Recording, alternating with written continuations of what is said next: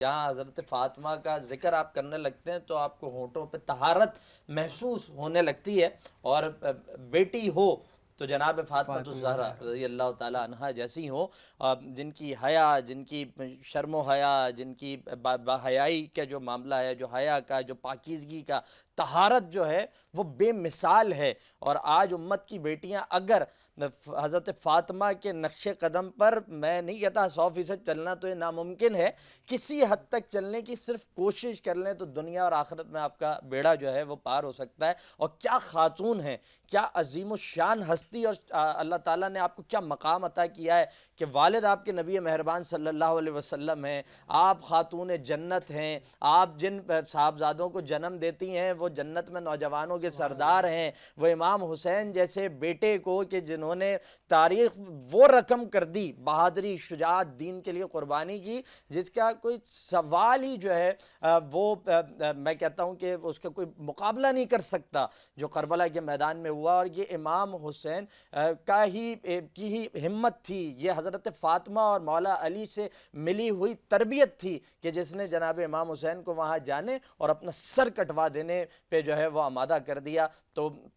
کیا عظیم شخصیت ہے، کیا عظیم الشان شخصیت ہے۔ اور ہم دعا کر سکتے ہیں کہ یا پروردگار تو ہماری بیٹیوں کو، ہماری بہنوں کو، ہماری ماؤں کو، ہماری بیویوں کو اللہ تعالیٰ ان کے حضرت فاطمہ کے نقش قدم پہ چلنے والا بنا دے۔ اور میں اس موقع پہ ضرور کہوں گا کہ آج جو ہے وہ امت کی بیٹیاں یہ کہتی ہیں کہ جناب پردہ جو ہے وہ نگاہوں میں ہوا کرتا ہے، خود کو ڈھانپنا یہ تو کوئی رنگ ہی نہیں ہے، پردے کی کوئی حقیقی شکل ہی موجود نہیں ہے، ہم جس طرح چاہیں اس طرح گھوم سکتے ہیں، میرا جسم میری مرضی کے نعرے اس وقت ہمارے معاشرے کے اندر جو ہے وہ عام ہو چکے ہیں، پھیلائے جا رہے ہیں۔ اور امت کی بیٹیاں جو پردے کا کانسیپٹ ہے، خود کو ڈھانپنے چھپانے کا کانسیپٹ ہے، اس سے دور ہو رہی ہیں۔ لیکن اس موقع کے اوپر میں آپ کو بتانا چاہتا ہوں کہ حضرت فاطمہ رضی اللہ تعالیٰ عنہ یہ آپ وہ شخصیت ہیں، ایک تو اپنے والد سے عشق، محبت، عقیدت کا عالم یہ ہے کہ والد کے اس دنیا سے پردہ فرمانے کے بعد فاطمہ جی نہیں پائی ہیں، فاطمہ اس دنیا سے جو ہے وہ کوچ کر جاتی ہیں محض چند مہینوں کے بعد۔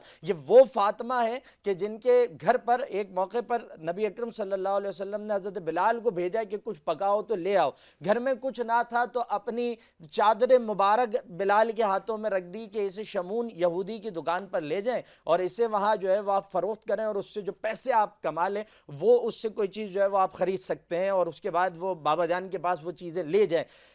شمون یہودی کے پاس وہ چادر جاتی ہے، اس پہ پیون لگے ہوئے ہیں، آپ سوچیں مطلب تاجدار ختم نبوت کی بیٹی کی چادر ہے، اس پہ پیون لگے ہوئے ہیں، ہمیں اللہ نے کس طرح رکھا ہوا ہے، ان گھروں کا کیا عالم تھا۔ اور شمون اس چادر کو دیکھتا ہے، حضرت بلال سے سوال کرتا ہے کہ بلال یہ پھٹی چادر کے کیا پیسے تمہیں ملیں گے؟ تو بلال بتاتے ہیں کہ چادر کس کی ہے، اور وہ شمون رونے لگ جاتا ہے اس چادر کو لے کر۔ حضرت بلال کہتے ہیں کہ تمہیں اس کا کیا معاملہ ہے؟ تو کہتا ہے کہ آج سے میں بھی کلمہ پڑھتا ہوں، اور یہ یاد رکھنا ہے کہ چیز کی اہمیت نہیں ہوتی، چادر کی اہمیت نہیں ہے، بلکہ اس کو اوڑھنے والا سر، اس کی اہمیت کا اور اس کی قدر و قیمت کیا ہوتی ہے، اس کا تعین جو ہے وہ اس سر سے ہوا کرتا ہے۔ حضرت فاطمہ جب اس دنیا سے آپ رخصت ہوئی ہیں تو کہتے ہیں رخصت ہونے سے پہلے اپنی کنیز کو حکم دیا کہ وصیت فرمائی کہ میرا جنازہ رات کی تاریکی میں اٹھانا، رات کے اندھیرے میں اٹھانا، میرے کفن کے اوپر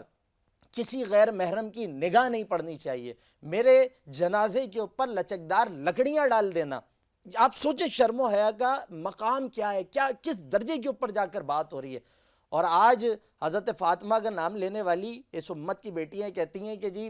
پردہ کوئی چیز نہیں ہے، اپنے جسم کی نمائش، اپنے آپ کی نمائش۔ اللہ تعالیٰ ہماری بہن بیٹیوں کو، ہمارے گھر کی عورتوں کو اس